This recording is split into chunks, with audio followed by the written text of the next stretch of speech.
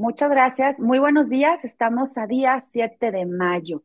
Estamos en la segunda sesión. El libro que empezamos el día de ayer es de Tamara Trotner, mexicana, novela con el sello de Alfaguara. Es un sello muy, muy importante. Para haber sido su primera novela, se le reconoce lo bien creada que está, su estructura, su tema, un tema que va a irte llegando porque has escuchado tal vez historias así y sobre todo como está contada de la voz de una niña, tendemos más como a comprender el dolor cuando las familias se fragmentan. Si una familia se fragmenta por el motivo que haya sido, pues siempre hay que pensar y ver hacia abajo. Los niños también sufren, los niños no pueden tal vez opinar, no tienen mucho voz y voto en las decisiones de un papá y una mamá que no se están llevando bien. Entonces, ahí creo que ella nos lleva a ese rinconcito del corazón de una niña para comprender desde su mirada cómo fue estar lejos de una madre. Entonces, nos quedamos por empezar el capítulo 9. Nancy, bienvenida, Nancy. Estoy nada más dando pequeña introducción. También Clara, aquí aparece como Clara Martínez. Ella nos acompaña desde Colombia, está conectándose, ya nos saludamos y está en Cali, Colombia, si no me equivoco. Y pues bueno, para ella son las 11:30 de la mañana, no está tan disparatado el cambio de horario, de buenas. Yo vengo antes de hablar de Nadie nos vio partir, de este pequeño libro que me regaló la escritora Gina Goldberg, Goldferder. La conocí en un retiro literario y ella dice, aparte de que es psicóloga y tiene terapias, da terapias, pues me gustó mucho cómo explicó el libro. Se llama Soltar la herida. Entonces, no sé si les pase, les voy a leer dos páginas en ocasiones y va relacionado con Nadie nos vio partir. El proceso que Tamara Trotner decide seguir en esta novela es, yo no fui a terapias, yo ocupé escribir. Escribir fue mi sanación, escribir fue mi proceso para armar ese rompecabezas y entender cuando fui una niña, cuando fui una adolescente, cuando fui mujer y cuando fui madre, o en su caso también conviértanlo a la versión, en el caso de Gilberto, cuando fui padre, que Ángel también diga esta palabra, la cambio en lugar de madre, padre, qué errores cometí, yo también desde mi postura, pero qué errores sentí que me dolieron tanto y no los he logrado procesar, que los escribo. Entonces te comparto mi historia de vida. Y soltar la herida, ella me lo platica como necesitas encontrar que el dolor que te está causando esa heridita no te hace menos, al contrario, te reconstruye. Es como una bendición que de cierta manera tú veas el dolor como una fuente de replantearte la vida y curarte. Entonces, a veces iremos a terapia, a veces no, a veces escribimos, a veces se llora, pero nada más les quiero leer el prólogo que está escrito por una famosa escritora mexicana también que se llama Ethel Krause. Ella le dedica el prólogo a Gina y dice de esta manera, libro Soltar la herida, el prólogo. El libro que tienes en las manos es deslumbrante. Invoco a la acepción más simbólica de este término para decir que deslumbra porque produce una gran impresión con la luz que nos arroja a sus lectores. Aquí, deslumbrar significa descubrir, horadar, enfocar con gran precisión. Claro, se necesita luz, conocimiento, experiencia para situarse a nuestro lado. Pasar por las páginas de este libro es transitar por la propia vida, invitándonos a mirarla con los ojos de alguien que conoce las heridas, aún las más secretas, aquellas que han permanecido en las sombras de la propia conciencia. Pero esta obra no se conforma con sacarlas a la intemperie, no nos deja naufragando en esa puerta abierta. Con sumo cuidado y empatía, lanza el salvavidas para sanar y encontrar en el proceso una nueva oportunidad de vida. Casi parece acto de magia, sin embargo, es profesionalismo, estudios, trayectoria, lo que esta autora nos pone delante, con sus cartas destapadas sobre la mesa.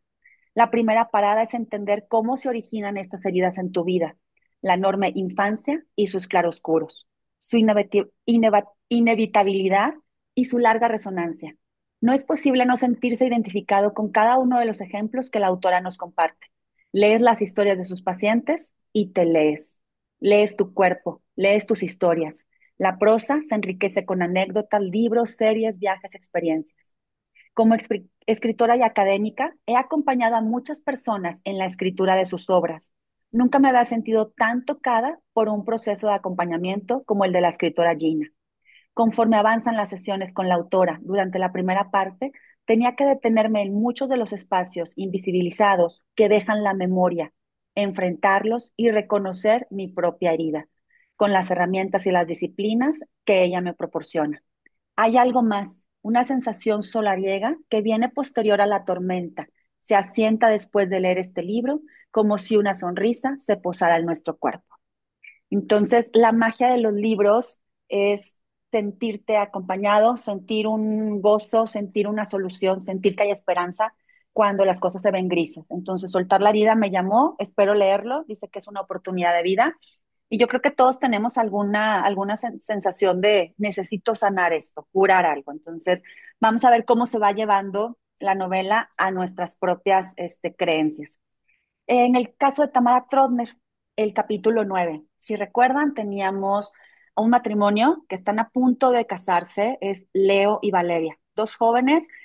Valeria viene del matrimonio de Moisés y de Ana, y Samuel viene del matrimonio de Samuel y de Gaila. Capítulo 9. Recuerdo a mis compañeros de la primaria sentados con un sándwich a medio morder y los ojos enormes, escuchando los pormenores de una vida demasiado intensa como para caber en una niña de tan corta edad. A la historia se fueron sumando momentos que en un principio desconocía por ser pequeña. Después me ocultaban por ser adolescente y siendo ya adulta terminé por entender y apreciar, incluso aplaudir. Digo que es mi vida, pero en realidad los eventos los protagonizaron mis padres. Yo solo fui un fragmento de su tiradero. Entonces aquí ella te está diciendo, esto que te voy a contar, el nadie nos vio partir, ella lo fue practicando como la escritora niña en el jardín, en el recreo, en su escuela con sus amigos y les empezaba a decir lo que había pasado en ese viaje. Y así continúa. Valeria y Leo se conocieron porque era inevitable. La comunidad judía de México era pequeña y la sección de europeos aún más. Los hijos de dos de los hombres más ricos y admirados de ese círculo tenían que conocerse y enamorarse. No tuvieron otra opción. Bueno, sí hubo otra. Se conocieron, se casaron, vivieron 7 años juntos y tuvieron dos hijos, pero jamás se enamoraron. Bueno, hablar de incompatibilidad de caracteres es una nimiedad junto a lo que esos dos padecían, pero hicieron el intento por quererse. No sé para qué. Creo que ellos tampoco lo entendieron. Cuando lo platiqué con Leo, mi padre, me confesó que debieron de haberse divorciado después de la primera noche que pasaron juntos en la luna de miel. Valeria, por su lado, dice que nunca se tendrían que haber casado. Capítulo 10. El noviazgo duró varios años. No fue un matrimonio arreglado, al menos no en forma directa, pero tanto Leo como Valeria entendían que harían muy felices a sus familias si lograban amarse. Intentaron encontrar todos los puntos que tuvieron en común para convencerse de que su unión era designio de ángeles y dioses. Estamos hablando de los años 50. Ellos pertenecen a la primera generación nacida en América, hijos de exiliados del dolor y el odio en Europa. Sus padres llegaron con lo opuesto, sin un quinto. Tuvieron que luchar por cada peso. De las calles del centro pasaron a las de la Condesa. De las carretas repletas de mercancía comprada por aquí y por allá para vender, pasaron a fábricas y distribuidoras. Aunque Valeria y Leo nacieron con el camino resuelto, cargaban las historias de miseria y frío que afloraban cada vez que se quedaba en el plato un pedazo de pollo o que se rompía por andar de traviesos la rodilla del pantalón. Tú no sabes lo que es pasar hambre, tú no sabes lo que es la guerra. Si te hubiera tocado vivir, aunque fuera un poco del dolor que yo sentía a tu edad, serías más considerado. Mi papá tuvo que huir porque ya no había dinero para seguir viviendo en Kiev. Mi mamá salió cuando cada pogromo amenazaba su vida. El dolor de ellos estuvo en manos de otros, me cuenta mi mamá. Leo dice lo mismo, con otras palabras, pero al final, en lo único que coinciden es en lo absurdo y doloroso que resulta la decisión de haber unido sus vidas. Entonces, ahí venimos y estamos viajando en el tiempo. Sigue la protagonista en voz de niña, adolescente o mujer, hablando de por qué Leo y Valeria se juntaron. El capítulo 11. Abuelo, platícame la historia de tu primer gran negocio. La había escuchado cuántas veces y contada siempre con las mismas palabras y las mismas pausas de Moisés, mi abuelo, y refunfuños de mi abuela Ana. Sabía que pedirle al viejo que me repitiera esos momentos de su juventud lo hacía feliz y a mí me encantaba darle gusto. Me enteré de que iba a llegar un cargamento de tubos muy grande que venía de Estados Unidos. Había que tener dinero en efectivo para comprarlo. El negocio siempre está en la compra, no en la venta, que no se te olvide.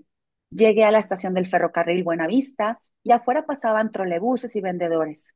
Adentro, la estructura de metal era imponente, enorme y moderna. A Moisés siempre le apasionó el fierro en todas sus modalidades. Caminaba por las calles de las ciudades admirando las vigas y viguetas.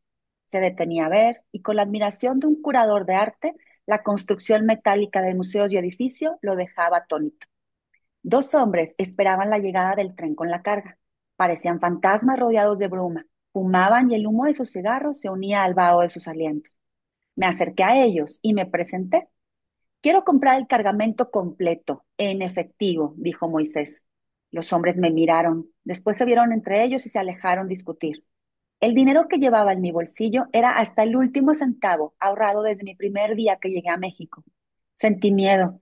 Volvió la imagen de unas medias de seda de Francia y la angustia de perderlo todo. En casa me esperaba mi mujer con una hija en brazos. No es lo mismo ser pobre cuando eres joven y sin compromisos que cuando dependen de ti tus seres amados. Aquí mi abuelo fruncía el ceño, me miraba y daba un sorbo al té, una pausa solemne para dar un peso a las circunstancias. Quería que me quedara muy claro lo que él sintió. Ya había confesado a dos desconocidos que llevaba una gran cantidad de dinero y los hombres podrían haberlo golpeado y quitarle todo. Al verlos, supo que había hecho un gran negocio. Eran preciosos, brillantes, resistentes todos esos fierros. Vendió el cargamento completo al día siguiente, 4 veces al precio de compra. Moisés regresó a su casa con la cantidad más exorbitante de dinero que jamás había poseído, $40,000. Flotaba, presumía sus dotes de negociador y su intuición infalible. Ana, su esposa, estaba feliz. Sabía que esa cantidad le aseguraba no volver a sufrir hambre. Al día siguiente, Moisés acompañó a Ana a guardar ese dinero en una caja fuerte en el banco.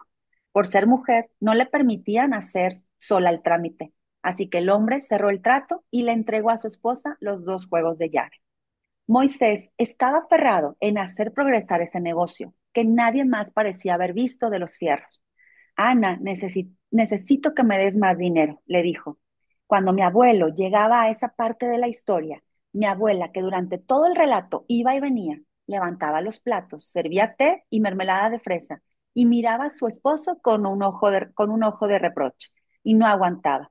Por supuesto que no se lo di, nieta. No me lo dio, gritó Moisés. Era la mejor oportunidad. Los $40,000 se iban a convertir en 100,000 y no me lo dio tu abuela. Ana lo ignoró entonces y lo ignoraba cada vez que él contaba el episodio, poniéndole lívido en el ojo. Moisés consiguió el dinero por otro lado y empezó así su fortuna, pero hasta sus últimos días sigue reclamándole a Ana no haberle dado los $40,000. Aún no eran ricos, pero con ese dinero en la caja fuerte jamás volverían a ser pobres. Esas épocas de México, las oportunidades que brillaban ya eran únicas y que alguien detonaba y encontraba este detalle y esa mina de oro, yo creo que es impresionante. ¿Cuántos negocios no surgieron de esa manera? Capítulo 12. Durante meses se habló del gran día. Los invitados a la boda de Valeria y Leo se sentían especiales y presumían ante los rechazados de la invitación el vestido y sus joyas. La comunidad giraba en torno al momento en el que esa pareja del año se uniría. El cuello largo y delgado de Valeria me recuerda a Audrey Hepburn, en especial con el collar de brillantes que le regaló su suegro.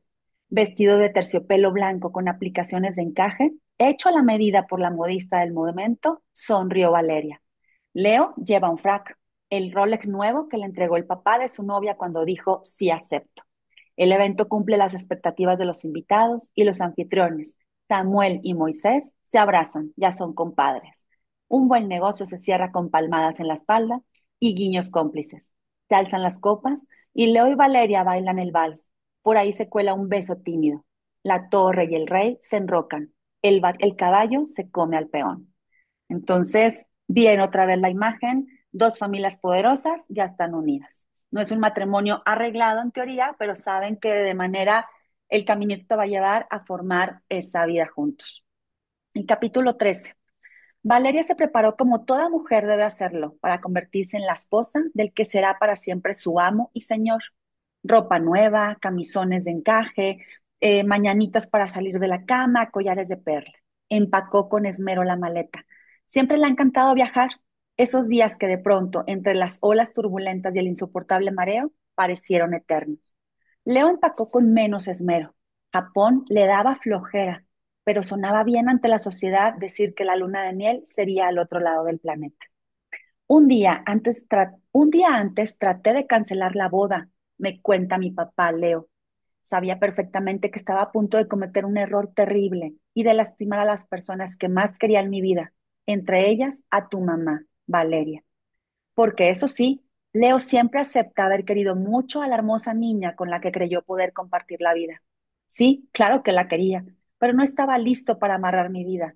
Aún soñaba con la posibilidad de ser pintor, de viajar, de tener una existencia. Fui ahora con mi madre y le expliqué que sería mejor cancelar el evento, dijo Leo. Ella me respondió con tristeza, pero apoyando mi decisión. Si tienes dudas, no debes casarte. Juntos caminamos hasta la oficina de mi papá Samuel. Cuando entramos, Samuel levantó la mirada de unos papeles que leía con esmero. En ese momento, la idea de cancelar la boda dejó de parecerme tan buena, aún menos cuando él, con la tranquilidad, por no decir frialdad, que lo caracterizó siempre, especialmente en los turbulentos, me dijo, hijo, estás nervioso, es normal, ya vete a descansar, mañana te espera un gran día. Capítulo 14. Fueron novios 2 o 3 años y por supuesto nunca hicieron el amor. Las niñas bien en los años 50 no se acostaban con sus novios y los niños bien se acostaban con otras mujeres. La realidad es que no se entendieron jamás, Leo y Valeria.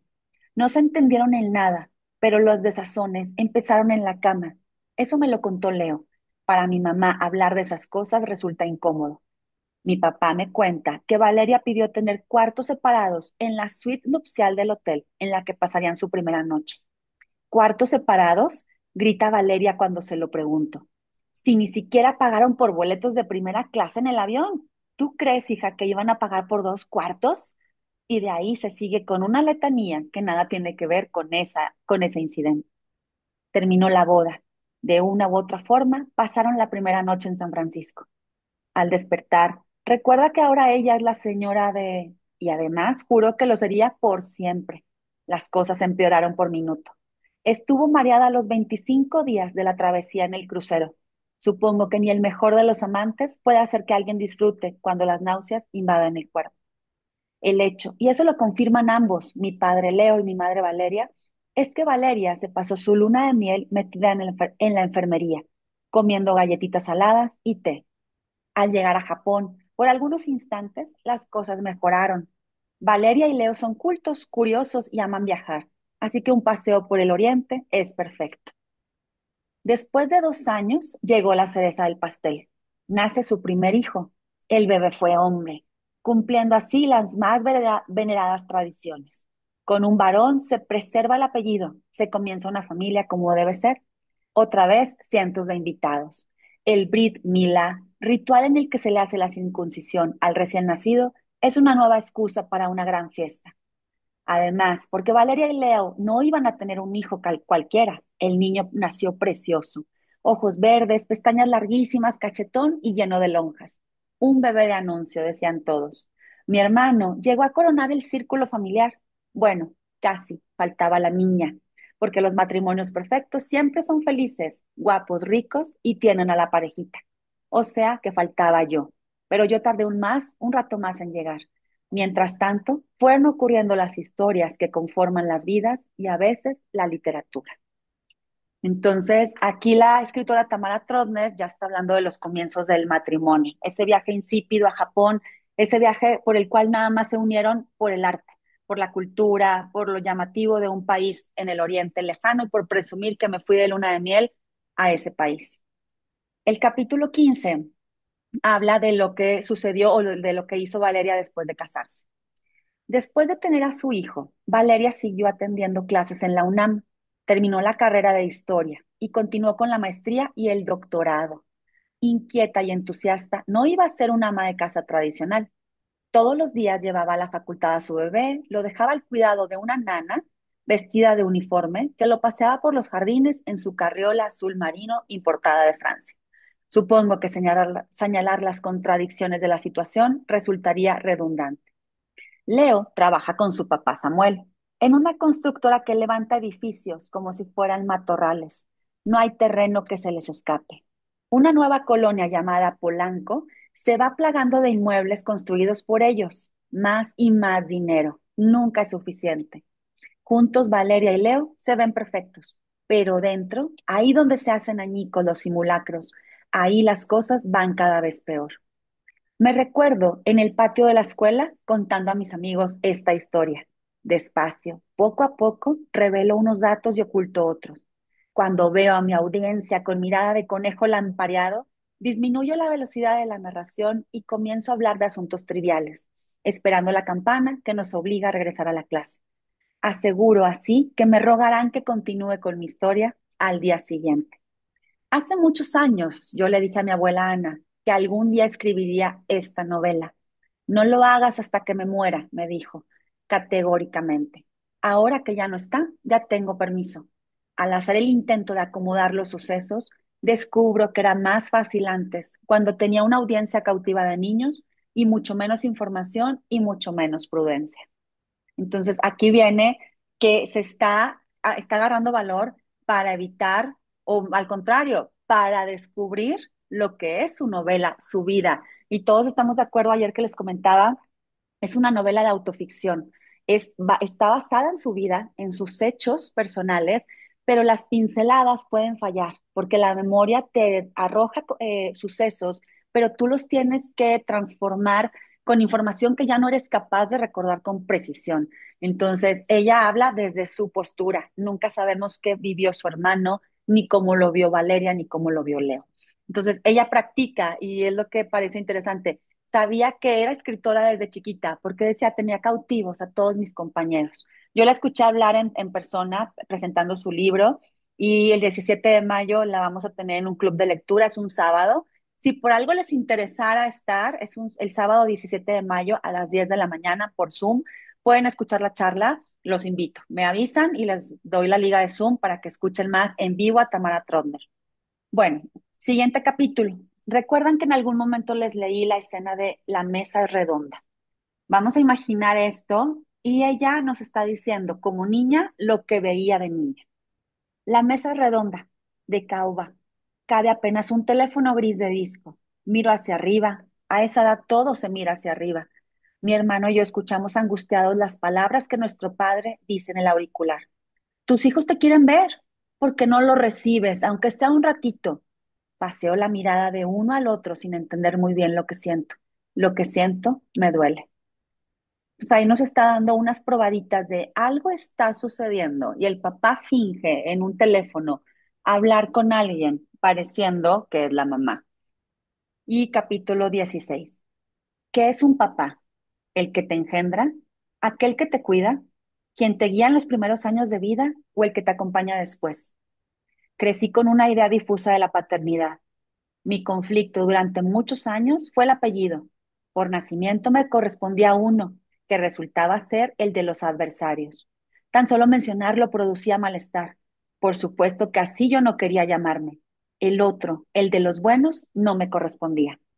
Hace algunos años una persona me preguntó mi apellido. Es complicado, le respondí. Nací con uno, crecí con otro, me casé con un tercero y finalmente decidí seguir el resto del camino con uno diferente. El problema en realidad no es el nombre familiar. El verdadero apuro consiste en decidir qué es un papá. Fue alguien cuando nací y otro cuando cumplí 5 años. En mi adolescencia lo hubiera retratado de una forma muy distinta a la que lo hago hoy. Y es que a veces un padre te engendra y otras decide ser papá y te orienta. Cuando coinciden, todo se facilita. Cuando no, se escribe una novela. Entonces, tiene frases de poesía muy hermosas en lo particular. Capítulo 17. Te llaman. Descuelgo la bocina. Te quiero ver, dice Leo. Yo tengo 13 años. Han pasado 6 de la última vez que nos vimos y desde entonces no hubo contacto. Poco a poco decidí que tendría que ser Carlos el que interpretara el papel de papá. Alguien a quien no has visto la mitad de tu vida no alcanza para mantener la ilusión. Carlos se convirtió en mi padre.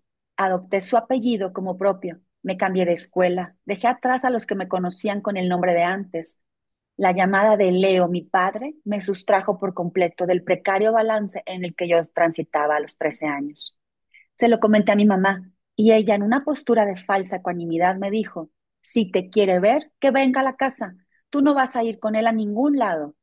Entendí su miedo. Le vi la mirada descompuesta y sentí el dolor de sus recuerdos. Por primera vez me di cuenta de que su viaje, sus experiencias, su memoria como madre jamás serían las mías.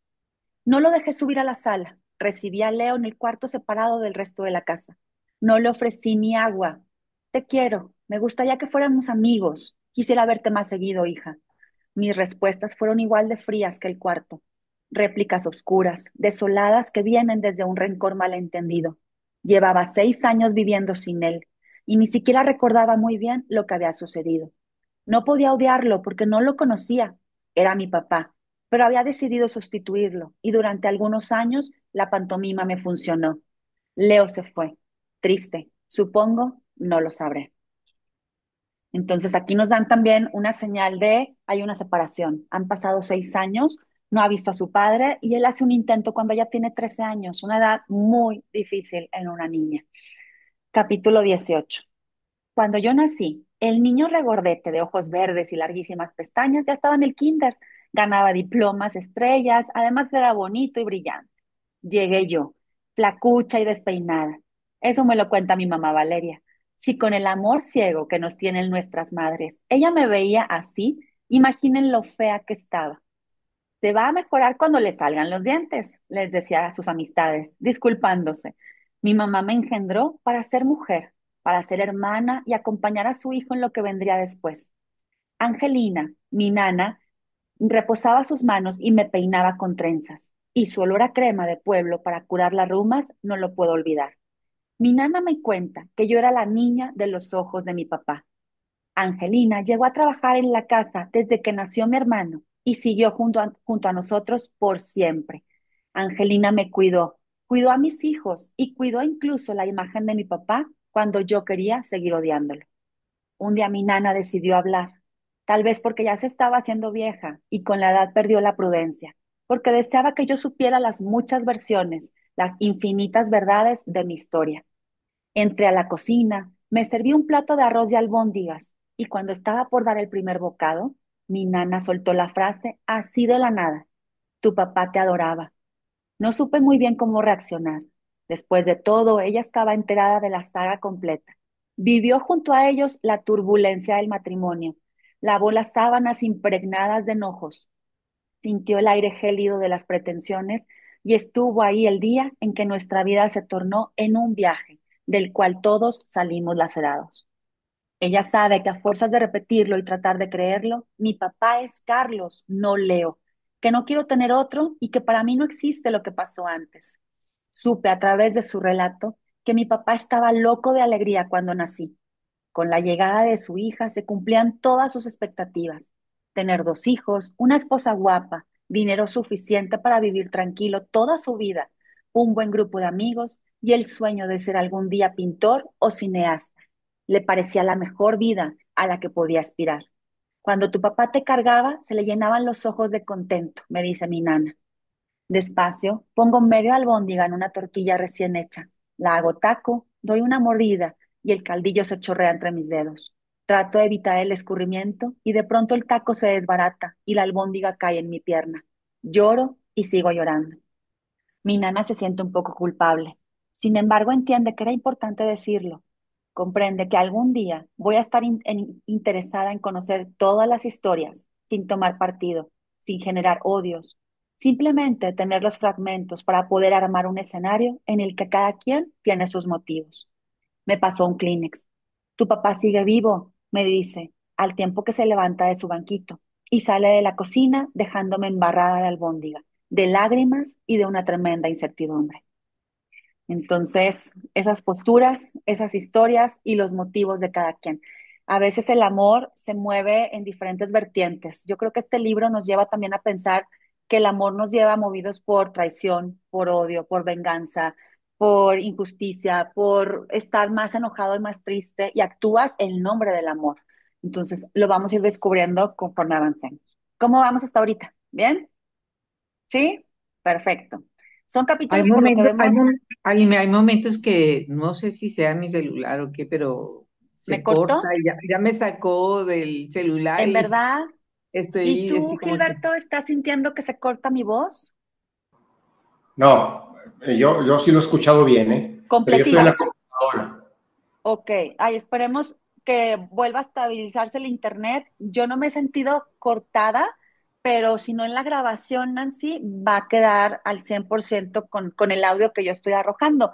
Si te muy quedaran bien. dudas, o que se cortó mucho la historia, avísame, levántame la mano o háblame mejor para yo detenerme y te repito la línea, porque tal vez es una línea importante, ¿verdad? Sí, pero Bueno, es mejor estamos escucharla ya cuando me la envíes. perfecto. El capítulo 19. Pasaron más de 20 años para volver a ver a mi papá, y esta vez fui yo quien decidió buscarlo. Acababa de morir su madre, Gaila.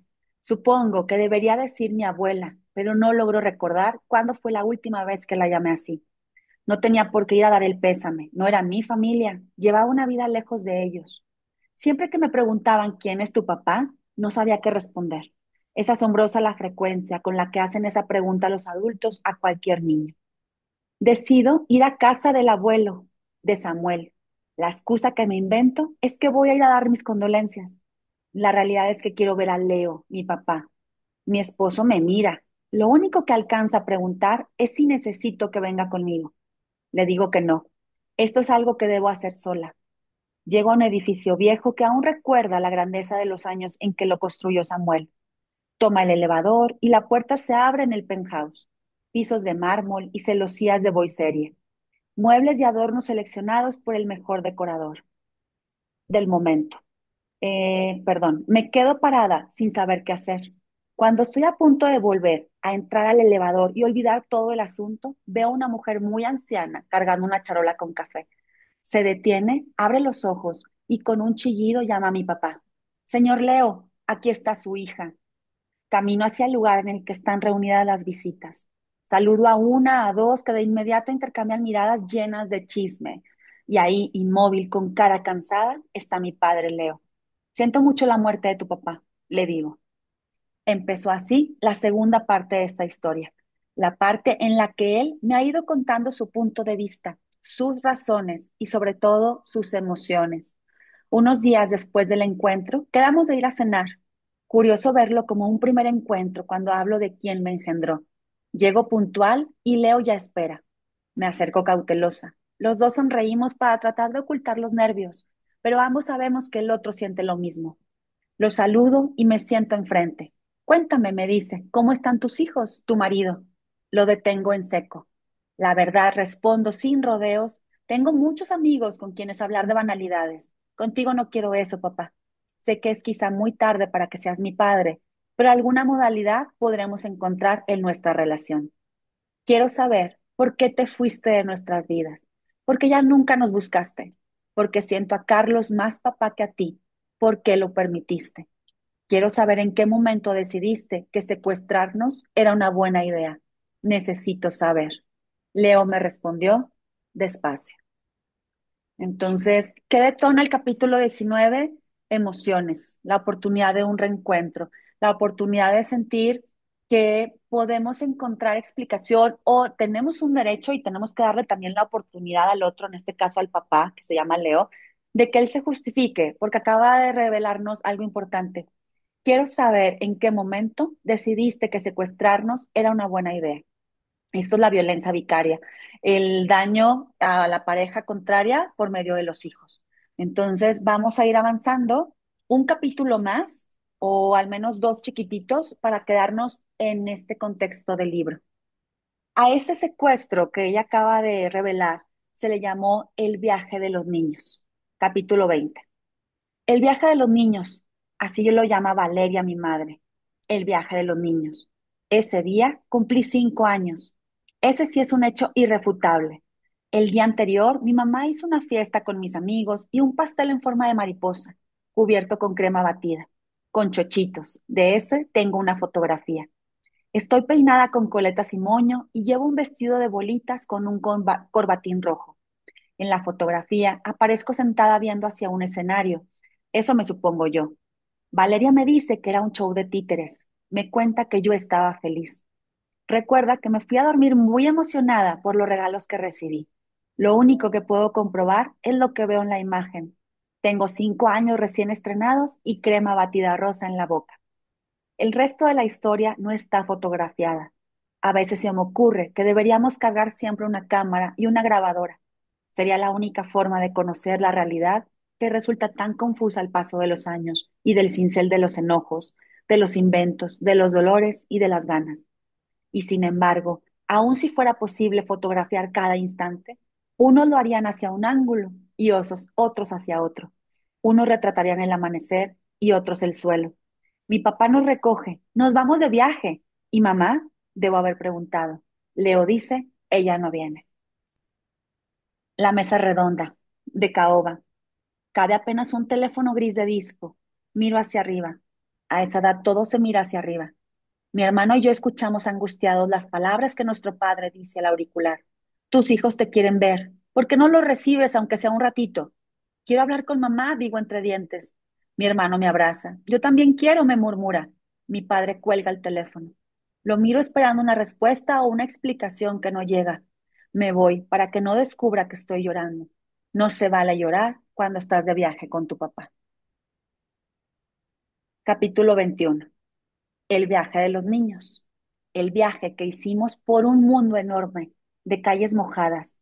El viaje que hicimos con un hombre que entonces era nuestro papá, cargando la ausencia de una mujer que perdía el halo de mamá y se convertía en el enemigo.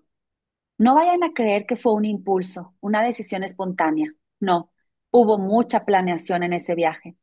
Leo me cuenta cómo decidió que nos iba a separar de nuestra madre, nos iba a salvar de una vida nociva y además ella merecía un castigo.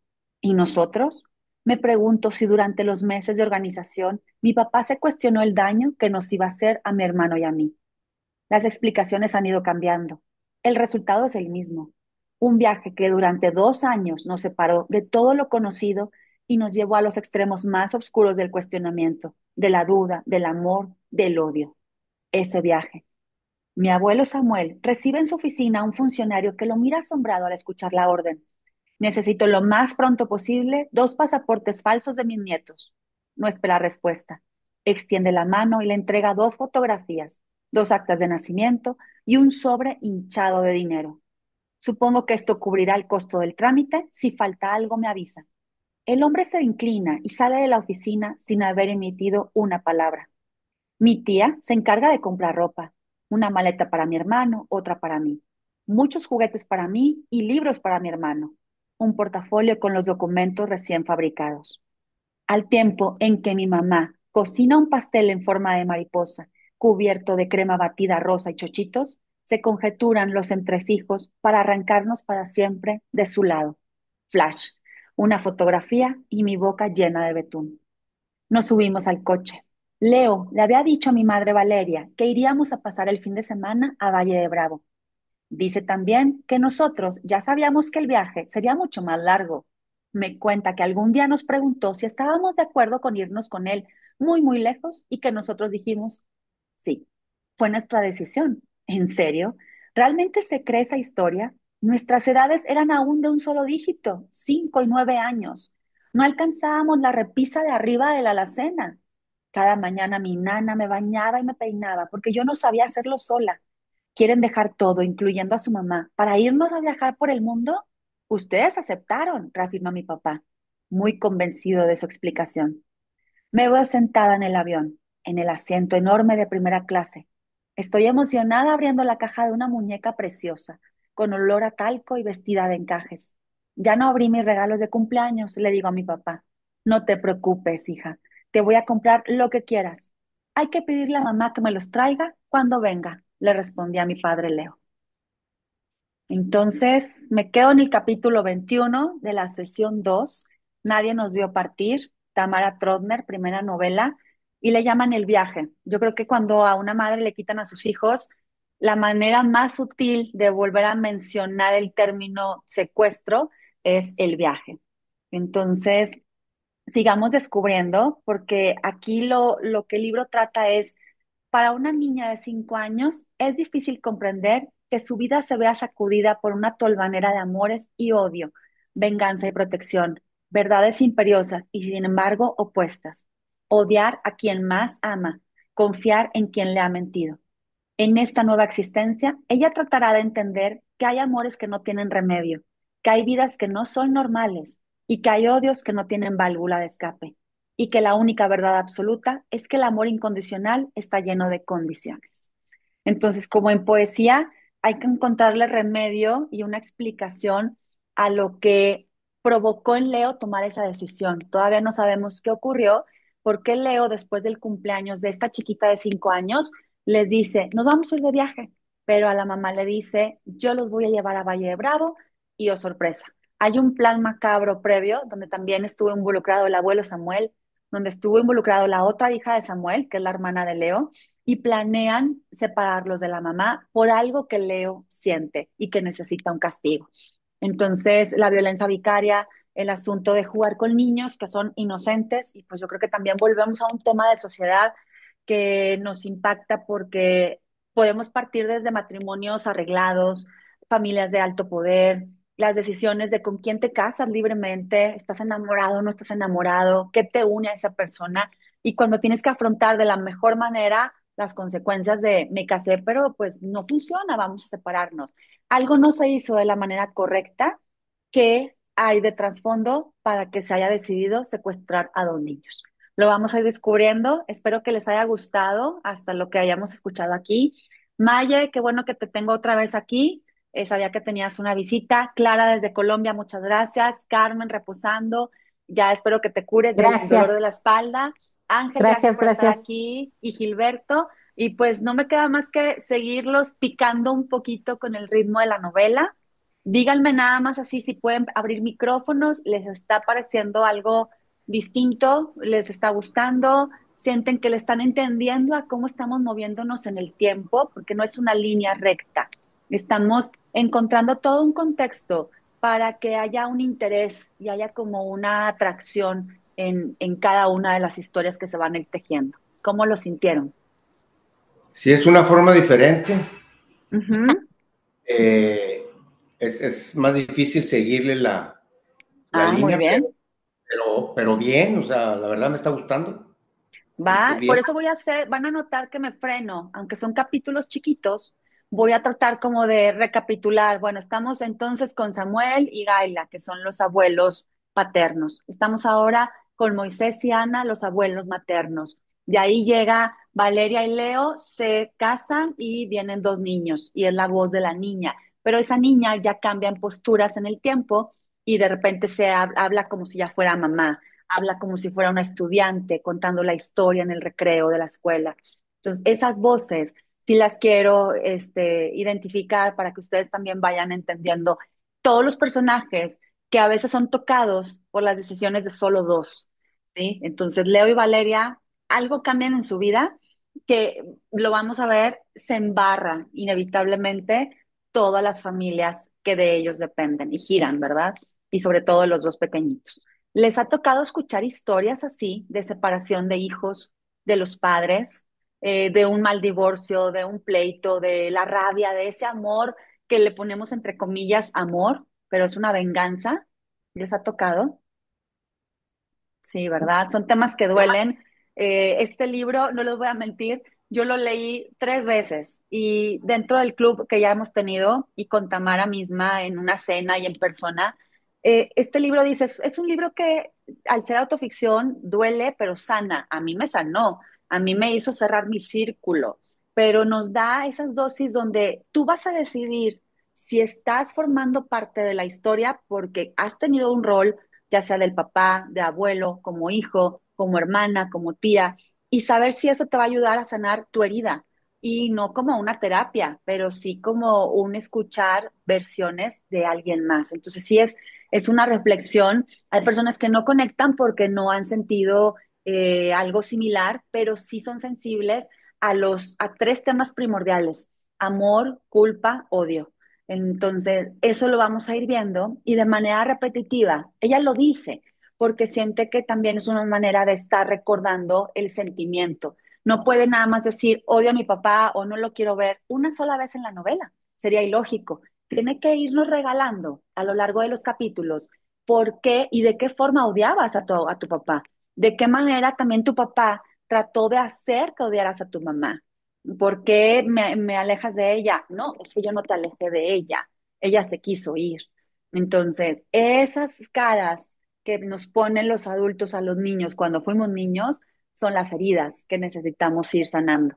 Adelante, Y Nancy. como adulto, yo digo, como adulto ya a entender que hubo alguna situación y aclararlo, ¿verdad? O sea, contigo misma, a Sí, buscar esa historia de lo que sucedió y no quedarte con rencores y con nada, porque claro, realmente como niña no tienes culpa de nada, sino nada más así es. investigar qué sucedió y aceptar lo que está, punto, Sí, porque ya pasó, no puedes cambiarlo. A claro. aceptarlo y perdonar. Sí, estás hecho Y de esa eres libre. madera, ajá, estás hecho de esa madera y hay dos versiones y las dos son verdaderas. Entonces, ese es el punto. Versión de Leo, versión de Valeria o versión mía, versión de mi esposo. O sea, siempre va a haber tú, lo que tú me causaste me provocó esto. Entonces, creo que sí es un ejercicio de retroinspección, de checar un poquito nuestro interior. Si algo de lo que tú vas a escuchar conecta contigo y si no, como siempre digo, es una charla de sobremesa. Nunca sabes si esta historia le está sucediendo a alguien más y puedes dar un consejo. Esta historia llevó mucho a analizar la violencia vicaria y es un término que sí no se veía tanto y ahorita yo he tenido amigas cercanas y una de ellas en un alto rango de nivel social que lo expuso hasta en redes sociales y hasta que no lo expuso en redes sociales, la escucharon. Entonces, la voz de la mujer ya necesitas llegar a muchas personas para que la ley ponga ojos en ti y escuche tu versión. Entonces, también eso es importante. ¿Verdad? Pues bueno, gracias en verdad, no les quito más tiempo, ya estamos por llegar al final. Nos saludamos el próximo martes, me encantará verlos y las que son aquí mamás, así que feliz Día de las Madres el sábado, pásenla bonito, Muchas gracias, disfruten mucho, igualmente Feliz Día para de la saludos Madre. a tu esposa Gilberto y un abrazo Gracias. a todos. Cuídense mucho, gracias. Que la Alice, a pasen muy felicidades, ustedes. bien. Paloma, saludos. Hasta la Gracias, próxima. saludos, hasta luego. Gracias.